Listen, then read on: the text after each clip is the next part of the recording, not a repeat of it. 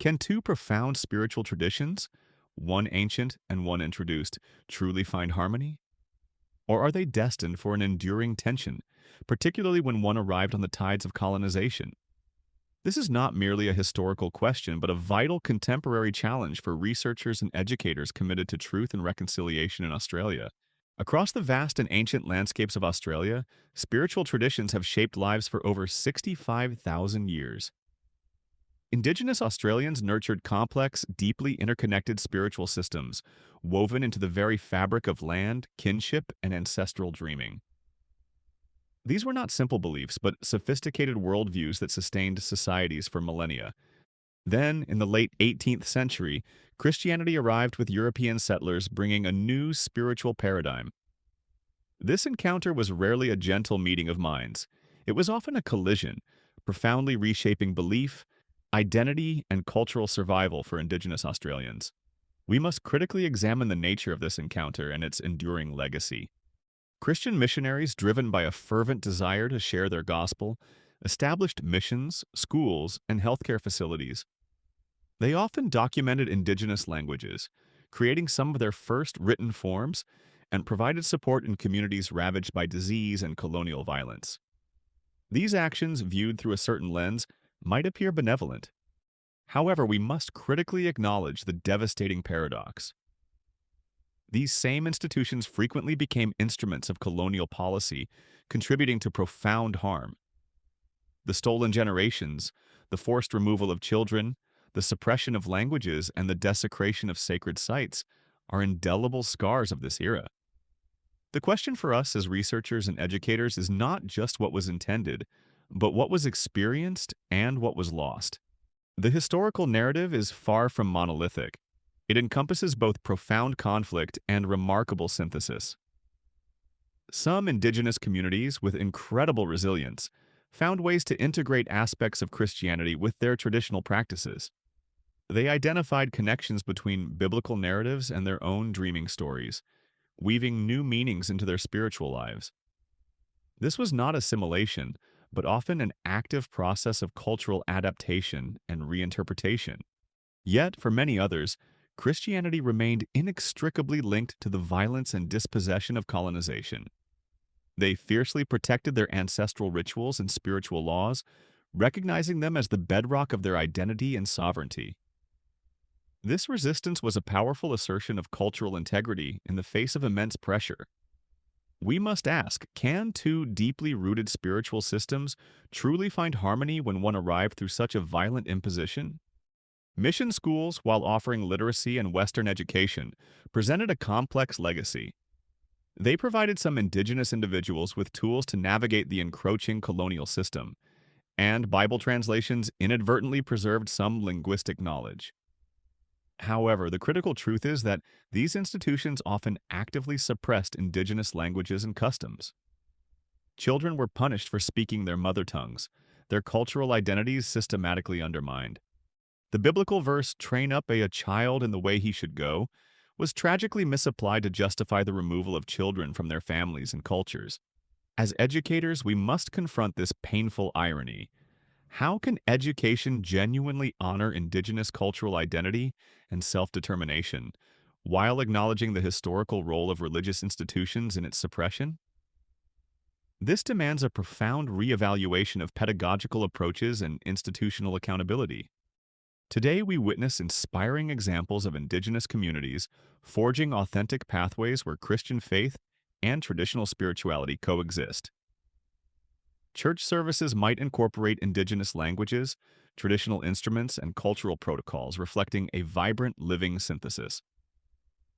Indigenous elders and Christian clergy often collaborate, providing holistic spiritual guidance that respects both traditions. This demonstrates a hopeful evolution. Indigenous Christian leaders often articulate their faith as enriched, not diminished by their cultural heritage.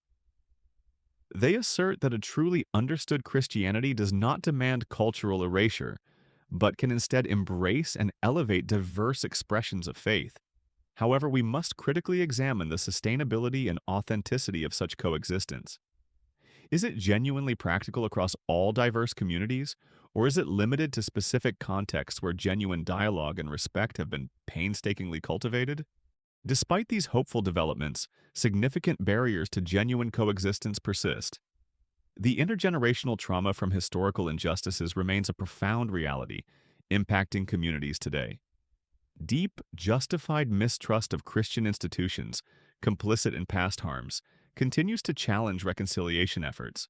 There are also genuine misunderstandings and, at times, conflicting ethical frameworks regarding land, kinship, and spiritual authority. The biblical verse, "Do nothing from selfish ambition, but in humility consider others more significant than yourselves," offers a powerful challenge to faith communities. It compels us to ask, can Christian institutions move beyond mere good intentions? Does genuine reconciliation require relinquishing control, acknowledging historical harm unequivocally, and empowering Indigenous peoples to define their own spiritual paths without external imposition? This demands profound institutional introspection and systemic change. The history of Christianity in Indigenous Australia offers invaluable, albeit painful, lessons for all of us. True dialogue necessitates profound listening, prioritizing Indigenous voices and experiences over preconceived notions. Genuine openness requires a willingness to learn from traditions we may not fully comprehend, approaching them with intellectual humility and respect. Authenticity in faith does not demand cultural erasure. Rather, culture can profoundly enrich spiritual expression when given space to flourish. Indigenous Australians who choose to practice Christianity have every right to do so on their own terms, integrating their cultural heritage in ways that resonate authentically with them. Equally, those who choose traditional spirituality deserve complete and unwavering respect for that decision. Our role as researchers and educators is to champion this self-determination. Can mutual respect, genuine humility, and a willingness to acknowledge historical harm form the foundation for a truly equitable spiritual coexistence, one that honors Indigenous sovereignty and cultural integrity? Let us, as researchers and educators, grapple with the most challenging questions this history presents. How can Christian leaders and institutions genuinely support Indigenous traditions without appropriating or controlling them? Can Indigenous spirituality and Christianity evolve together in ways where neither dominates nor diminishes the other? What does this complex history teach us about faith, identity, self-determination, and the profound requirements of genuine reconciliation in modern Australia? These questions demand rigorous inquiry, ethical engagement, and a commitment to amplifying Indigenous voices. They cannot be answered by outsiders alone. Indigenous Australians must lead these crucial conversations. Australia's intricate spiritual landscape reminds us that faith and culture need not be in perpetual conflict. However, genuine coexistence demands far more than superficial gestures. It requires deep humility, honest dialogue about historical harm, and an unwavering commitment to Indigenous self-determination. It means acknowledging that Christianity in Australia has been both a source of community and a tool of colonization, and that both truths must be held simultaneously. Moving forward requires active listening, supporting cultural revival, and recognizing that spiritual self-determination is a fundamental human right. Call to action for researchers and educators. We urge you to critically examine your own disciplines and institutions. Engage with Indigenous scholars and communities, support Indigenous-led research, and integrate diverse Indigenous perspectives into your curricula. Foster environments of respectful dialogue, challenge colonial narratives, and advocate for policies that uphold Indigenous spiritual and cultural sovereignty. Let us collectively commit to a future where truth, justice, and genuine reconciliation illuminate our shared path.